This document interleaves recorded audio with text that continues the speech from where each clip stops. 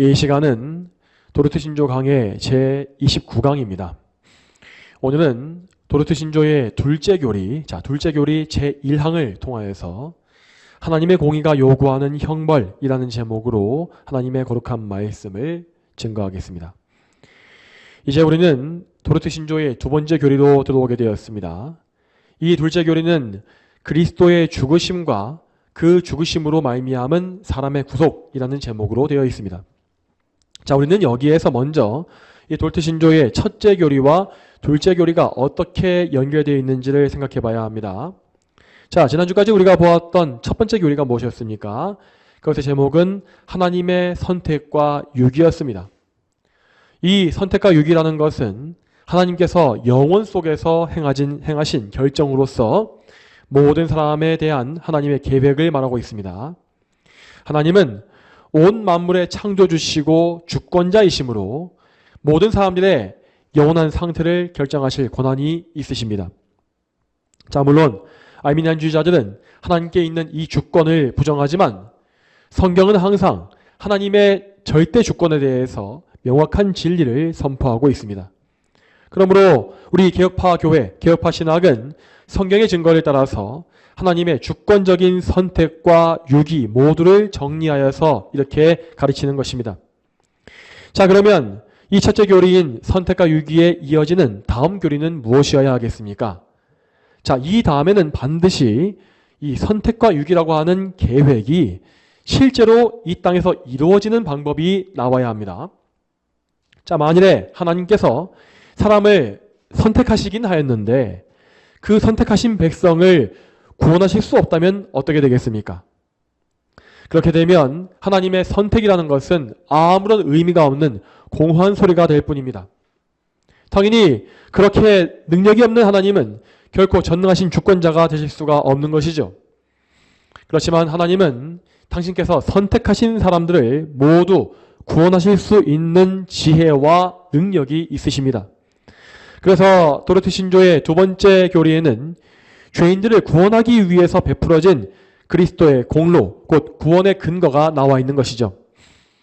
자, 하나님은 당신의 독생자인 예수 그리스도를 보내시어서 그 그리스도를 통하여 모든 구원의 역사를 이루어내셨습니다. 그리스도께서는 선택받은 자들의 구원을 위해 필요한 모든 공로를 대신 이루어내셨고 그 공로를 성령님을 통하여서 그 택함받은 자들, 택자들에게 전달해 주십니다.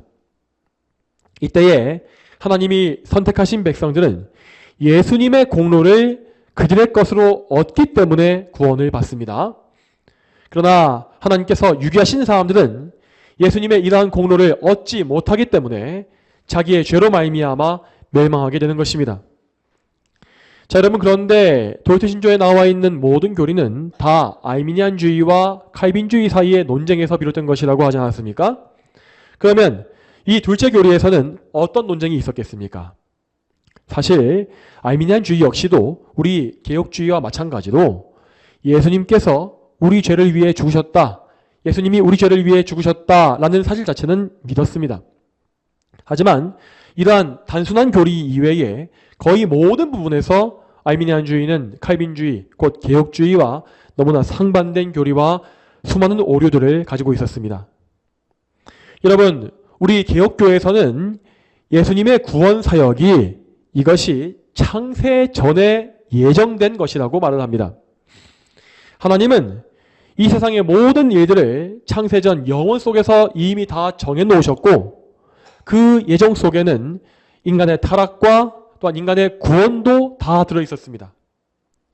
우리 개혁파 신학은 하나님의 전지전능하심과 절대 주권을 기초로 하여서 모든 교리를 펼쳐나갑니다. 그래서 우리는 하나님의 계획이 A부터 Z까지 처음부터 다 완성되어 있음을 믿는 것입니다.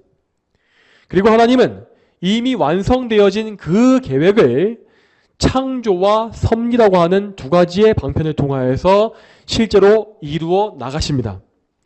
자, 그러므로 이런 관점에서 볼 때에 예수님께서 행하신 구원의 사역이라는 것은 결코 그냥 우발적으로 우연히 아무렇게나 이루어진 것이 절대 아닙니다.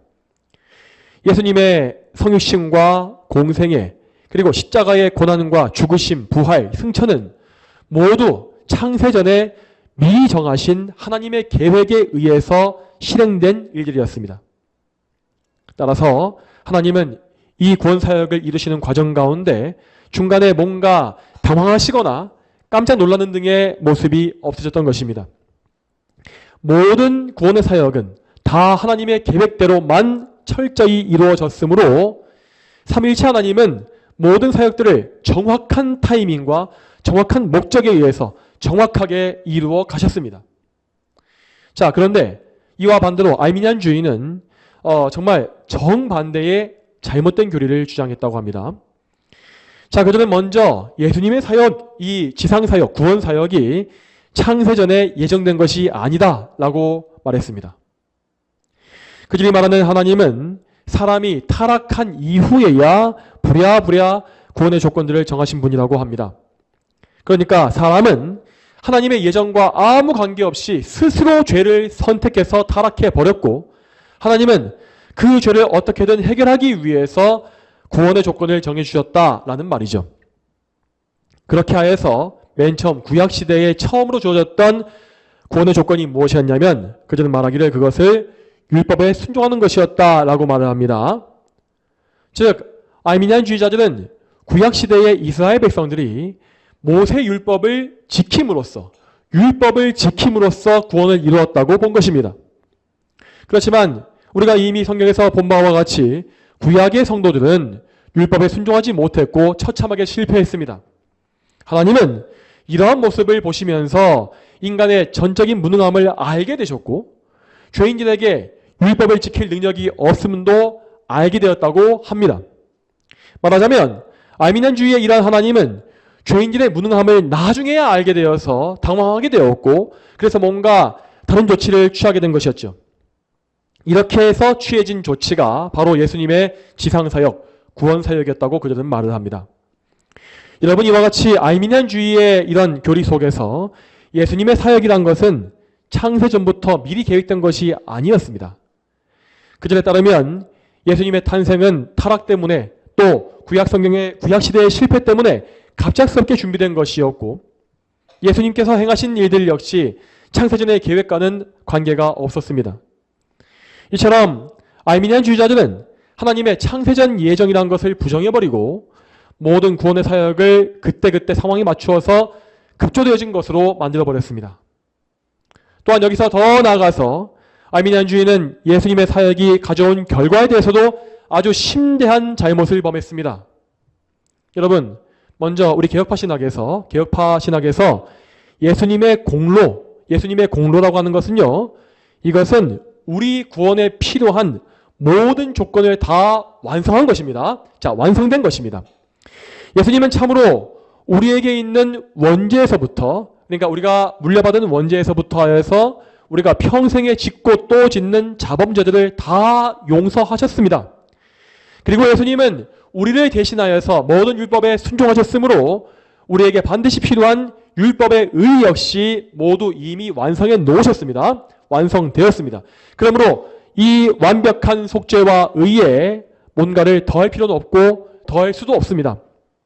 예수님의 공로라는 것은 그야말로 완전하고 충분한 것입니다. 그렇지만 아르미니안주의는 예수님의 공로가 충분하다라고 하는 이 교리를 인정치 않습니다. 자, 그들의 관점에서 예수님의 공로라는 것은 우리를 위한 구원을 완성지은 것이 아니라 단지 우리에 대한 하나님의 요구의 기준을, 그것을 높은 기준을 많이 낮춰준 것에 불과했습니다. 자, 이 말이 무슨 의미겠습니까? 앞에서 말한 바와 같이 아르미니안주의는 구약시대의 구원 조건이 율법에 순종하는 것이었다라고 주장합니다.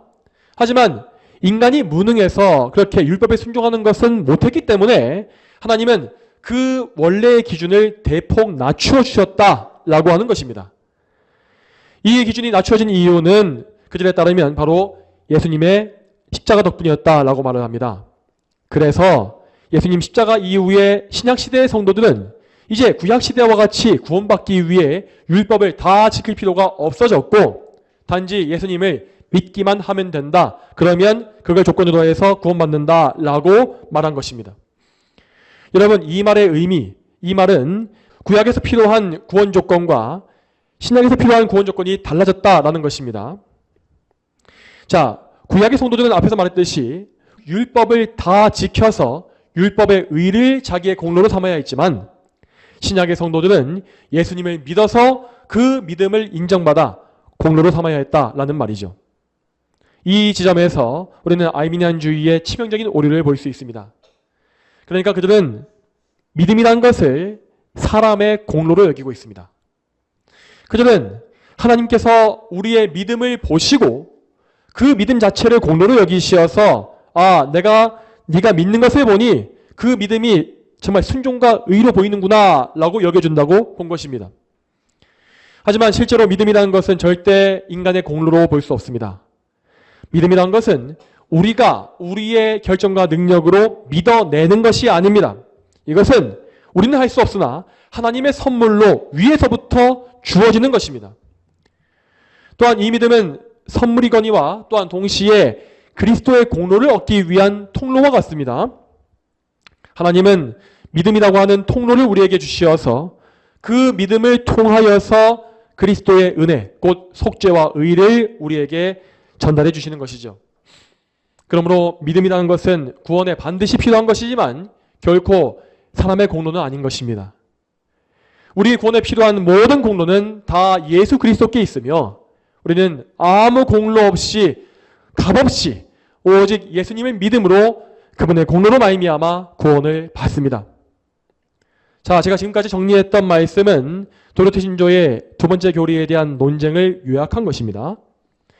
아르미니안주의는 계속해서 인간의 능력을 원래보다 높게 평가하고 하나님의 주권은 축소하는 방향으로 나아갔습니다. 그래서 우리 개혁교회 선조들은 하나님의 주권 교류에 아르미니안주의에 대항해서 수호하고 또한 인간의 교만한 그런 마음을 막아서기 위해서 이 도르트 신조의 두 번째 교리를 작성한 것입니다. 그러면 이제 이 설교의 주제인 두 번째 교리의 제1항을 보겠습니다. 여러분의 소책자 46페이지에 있는 1항을 같이 읽으시면 되겠습니다. 1항, 하나님의 공의가 요구하는 형벌. 하나님께서는 지극히 자비로우실 뿐만 아니라 지극히 공의로우시다. 하나님의 공의는 하나님께서 말씀에서 하나님 자신을 계시하신 것과 같이 하나님의 무한하신 위엄을 거슬러 저지른 우리의 죄에 대해 우리 몸과 영혼 모두의 일시적인 형벌들과 영원한 형벌을 요구한다. 하나님의 공의에 대하여 하나님께서 만족하시지 않는 한 우리는 이 형벌들을 면할 수 없다. 아멘. 자, 오늘 우리가 살펴볼 제1항의 내용은 하나님의 공의가 우리의 죄에 대해서 요구하는 형벌이 무엇인지를 말하고 있습니다. 여러분, 왜 이 신조를 썼던 작성자들은 둘째 교리의 첫 부분부터 형벌을 말하는 것이겠습니까? 이 둘째 교리의 주제는 예수님께서 이뤄놓으신 구원에 대한 이야기였지 않습니까? 그런데 예수님의 구원 사역과 하나님의 형벌 사이에 무슨 관계가 있을까라는 말씀입니다. 여기에 대해서 우리는 우리 죄의 대가, 죄에 대한 대가가 무엇인지를 확실히 알아야 합니다. 여러분, 우리의 죄는 모두 다 하나님께 지은 것이므로 그 대가가 무한하고 영원합니다. 자, 이와 반대로 유한한 사람에게 지은 죄는 그 대가 역시 유한하고 한정되어 있습니다. 하지만 무한하신 하나님께 지은 죄는 그 대가에 한정이 없는 것이죠. 따라서 우리는 우리 자신의 죄를 처리할 능력이 없으며 그래서 그 죄를 스스로 담당하게 되면 결국 영원한 형벌, 사망에 처할 수밖에 없는 것입니다. 그래서 우리 예수님은 우리가 원래 감당해야 했던 이 영원한 형벌을 대신 담당해 주셨습니다. 예수님은 실제로 우리의 모든 죄에 대한 대가, 영원한 대가를 모두 전가받으셨고 그로 인하여서 십자가의 무거운 형벌을 받으시고 지옥의 고통을 맛보셨으며 또한 육체의 죽음 역시 당하신 것입니다. 이와 같이 예수님께서 우리 죄에 딸려있는 모든 형벌을 다 담당하셨기 때문에 우리는 그래서 죄의 대가에서 자유로워지고 더 이상의 진노와 형벌을 당하지 않는 것이죠. 자, 이러한 이유로 인하여서 둘째 교리의 제1항은 우리 죄에 대한 형벌을 먼저 다루고 있는 것입니다. 우리 모두는 다 죄를 지었고 공의로운 형벌에 처해야 마땅합니다. 그러나 하나님은 우리를 이 형벌과 멸망에서 구원하시기 위해서 예수님을 보내주셨습니다. 자, 그러면 이 일항의 내용을 처음부터 순서대로 보겠습니다. 먼저 첫 번째 문장을 보겠습니다. 첫 번째 문장 제가 읽어보겠습니다. 하나님께서는 지극히 자비로우실 뿐만 아니라 지극히 공의로우시다. 자, 여기에서 우리는 하나님께서 소유하신 두 가지의 중대한 속성, 중대한 성품을 배우게 됩니다. 그 두 가지는 자비와 공의라고 말하고 있습니다. 이 두 가지의 속성이라는 것은 오늘 우리가 읽었던 이 설교의 본문에도 잘 나와 있습니다. 이 설교의 본문인 출애굽기 말씀을 다시 한번 읽어보죠. 출애굽기 34장 6절과 7절 말씀, 이 자비와 공의라는 성품을 생각하시면서 한번 읽어보겠습니다. 출애굽기 34장 6절 7절 말씀 같이 한번 읽어보겠습니다. 자, 읽겠습니다. 자, 시작. 여호와께서 그의 앞을 지나가시며 선포하셨다. 여호와이다, 여호와이다. 긍휼히 여기고 은혜롭고 노하기를 더디하고 인애와 진실이 많은 하나님이며 수천 대까지 인애를 베풀고 악과 허물과 죄를 용서하지만 벌받을 자를 결단코 면제하지 않고 아버지의 죄를 자손 3, 4대까지 벌하는 하나님이시다. 아멘. 이 말씀에 나와 있는 바와 같이 하나님은 긍휼히 여기시고 은혜로우셔서 인애, 곧 인자심과 사랑을 베푸신다고 하였습니다. 참으로 하나님의 사랑은 한정이 없고 우리는 그 놀라운 사랑을 다 감당할 수가 없으며 다 보답할 길도 없습니다. 그러나 이 사랑과 동시에 하나님은 완전히 공의로우셔서 벌받을 자를 결단코 면죄하지 않고 그 죄의 대가를 다 치르게 한다라고 하십니다. 이와 같이 우리는 성경이 말씀하는 것처럼 하나님의 자비와 공의 모두가 무엇인지를 정확히 다 알아야 하겠습니다. 자, 이 중에 먼저 자비의 성품이라는 것은 특히 현대 기독교에서 가장 반복적으로 말하고 있는 내용입니다. 여러분, 오늘날 교회에서 가장 자주 사용되고 있는 문구는 바로 하나님은 사랑이시다, 하나님은 당신을 사랑하십니다 라는 문구일 것입니다. 물론 그런 문구 자체는 전혀 틀리지 않습니다. 하나님은 참으로 사랑의 하나님이시며 그래서 흉악한 죄인들을 아끼시고 오래 참아주시어서 변화시키사 하나님의 자녀로 삼아주시는 사랑의 하나님이십니다. 당연히 원래 성경의 의미대로 진리대로 하나님의 사랑을 말한다고 한다면 그것은 절대로 나쁜 일이 아닙니다. 우리는 정말로 하나님의 사랑을 성경적으로 많이 말해야 하고 또한 많이 생각해야 하며 또한 많이 감사해야 합니다. 하나님의 사랑이 무엇인지를 알 때에만 우리는 하나님의 은혜에도 감사할 수 있을 것이고 또한 그 사랑에 보답하기 위해서 항상 기도하며 계명에 순종하는 삶을 살게 될 것입니다. 하지만 여러분, 지금 현대 기독교의 큰 문제는 이 하나님의 사랑을 우리 인간의 관점, 인간의 수준에서 해석한다는 것입니다. 여러분, 죄인인 인간은 자기의 죄를 있는 그대로 직면하기를 싫어합니다. 그래서 죄인들은 하나님께서도 나의 죄를 그냥 넘어가 주시고 덮어주시며 내가 내 마음대로 살지라도 가만히 내버려 두시기를 바라고 있는 것입니다. 이러한 죄인들이 바라고 있는 사랑이라는 것은 죄악을 모른 척하고 대충 덮어주며 쾌락을 방치하는 그러한 사랑입니다. 이것은 사실 참된 사랑이 아니라 악하고 부끄러운 정욕에 불과합니다.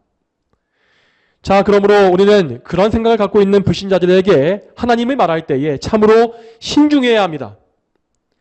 현대 많은 교회들이 하는 방식과 같이 하나님께서 당신을 사랑하십니다 라고 말하게 되면 불신자들은 절대로 성경적인 하나님의 사랑을 떠올리지 않습니다.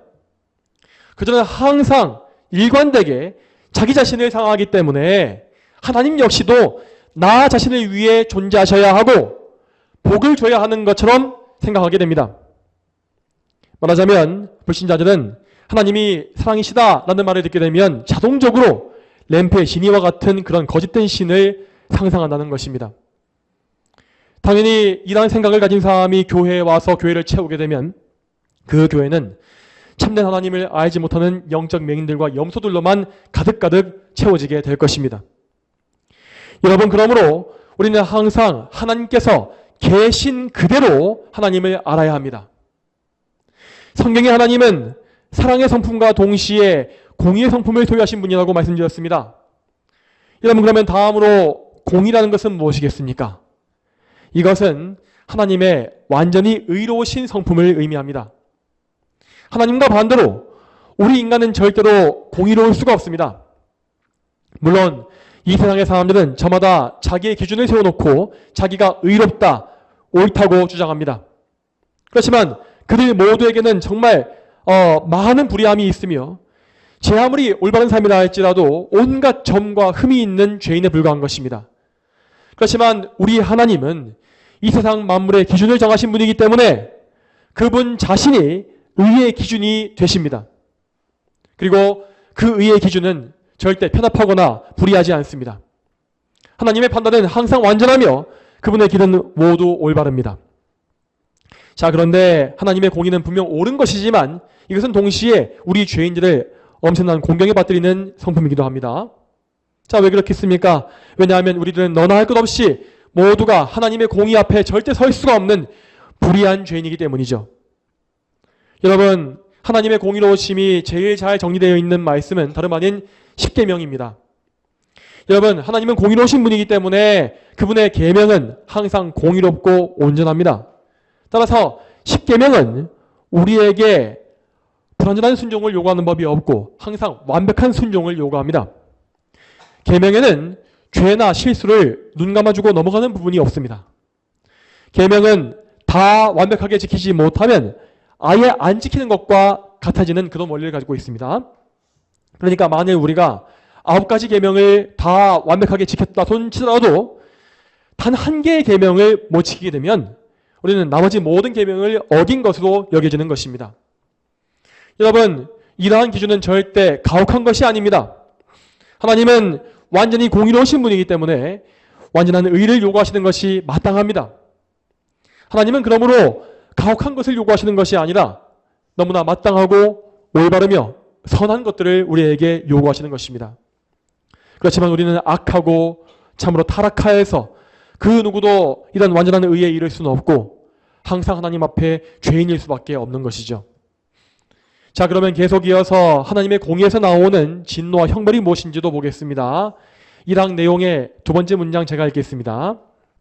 하나님의 공의는 하나님께서 말씀에서 하나님 자신을 계시하신 것과 같이 하나님의 무한하신 위엄을 거슬러 저지른 우리의 죄에 대해 우리 몸과 영혼 모두의 일시적인 형벌들과 영원한 형벌을 요구한다. 아멘.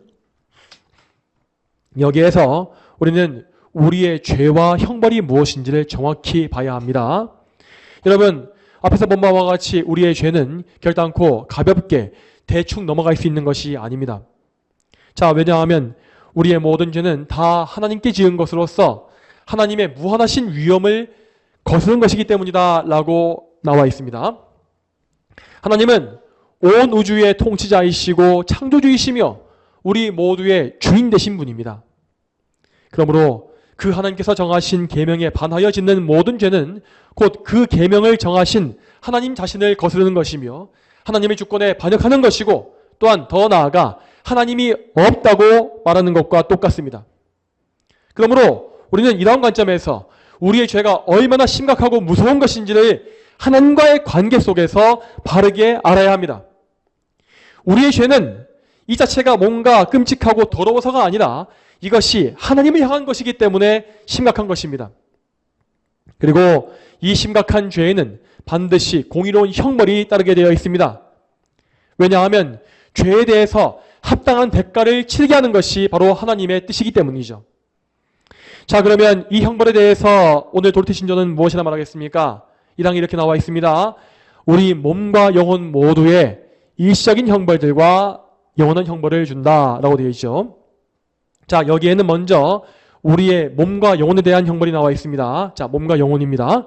여러분, 하나님은 사람을 창조하실 때에 몸과 영혼을 모두 가진 인격체로 지으셨습니다.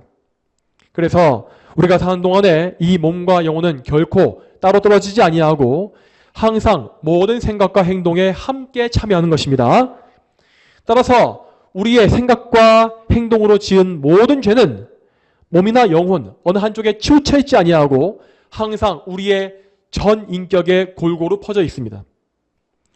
우리의 죄는 우리의 전 인격 곧 몸과 영혼 모두를 완벽하게 더럽혀 놓으며 그래서 하나님과 끊어지게 만듭니다.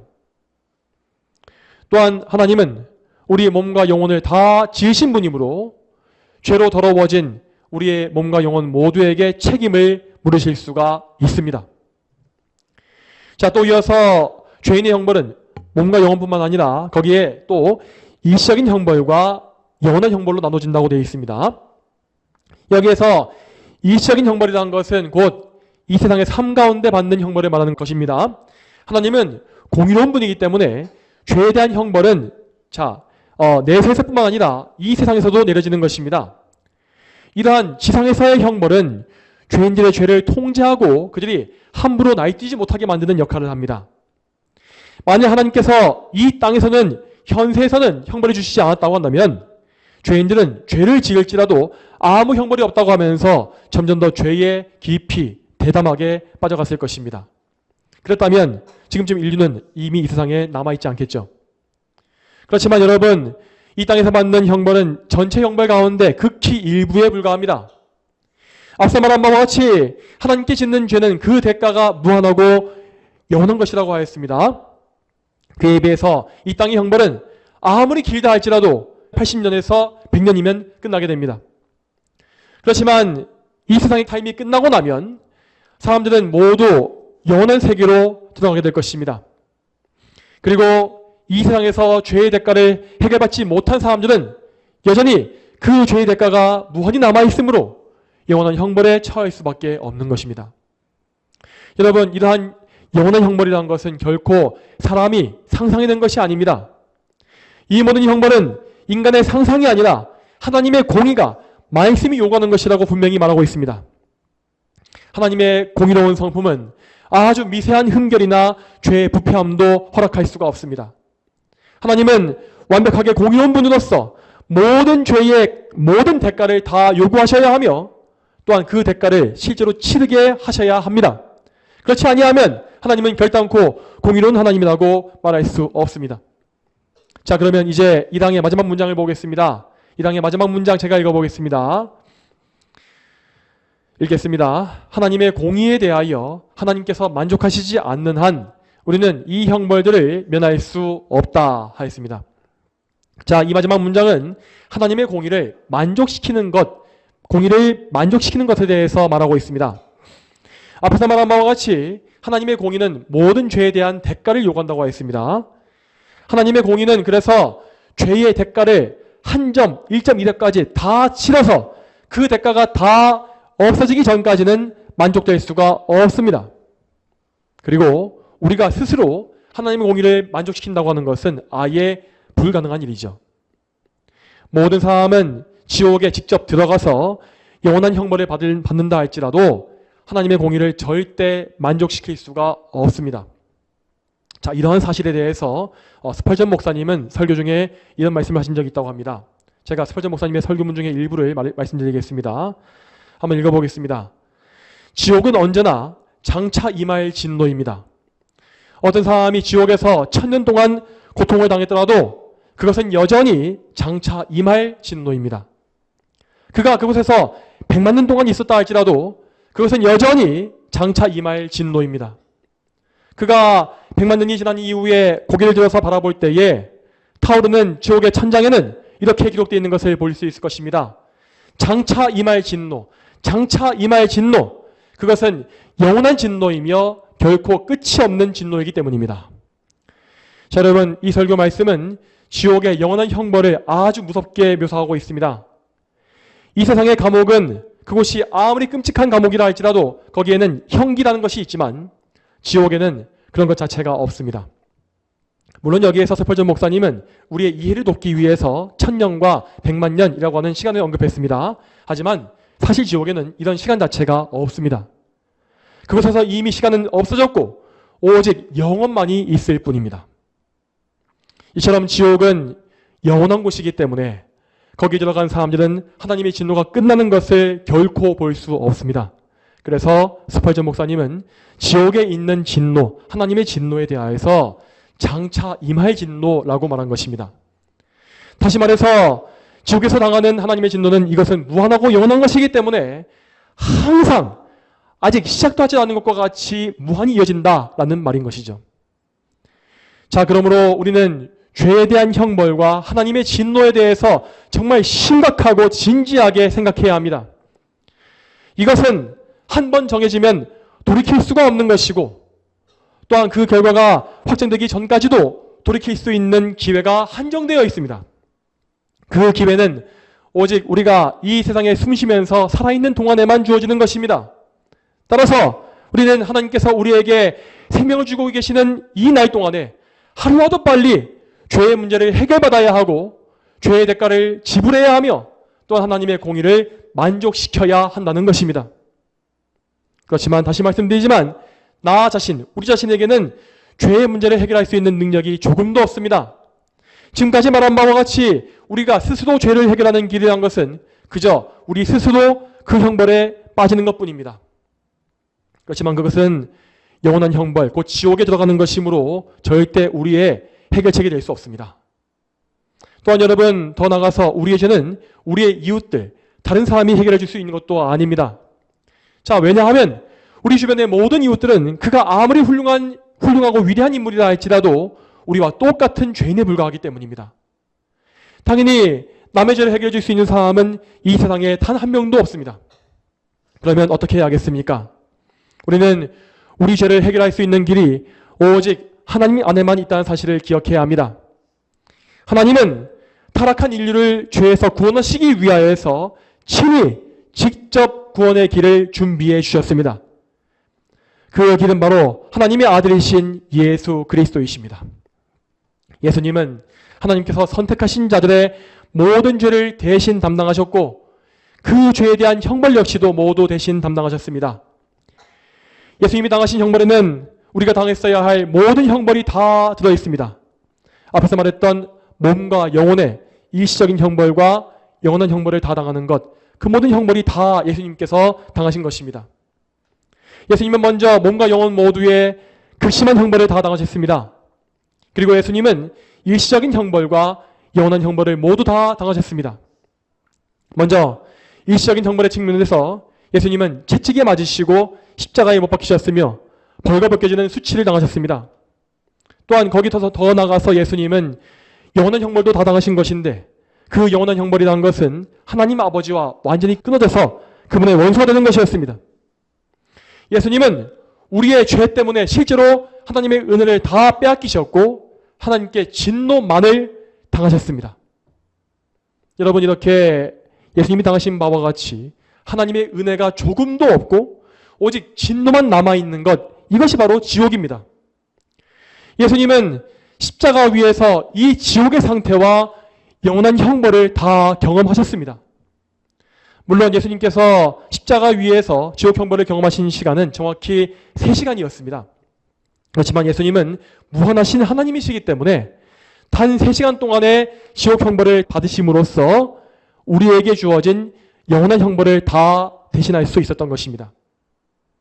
여러분, 이와 같이 예수님은 저와 여러분이 당해야 했던 모든 하나님의 진노와 형벌을 대신 다 당하셨습니다.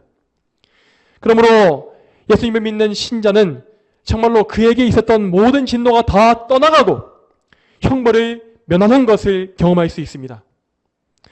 예수님을 믿을 때에 그 사람에게 있었던 모든 죄와 모든 죄의 책임은 다 예수님께 넘겨져서 용서받습니다.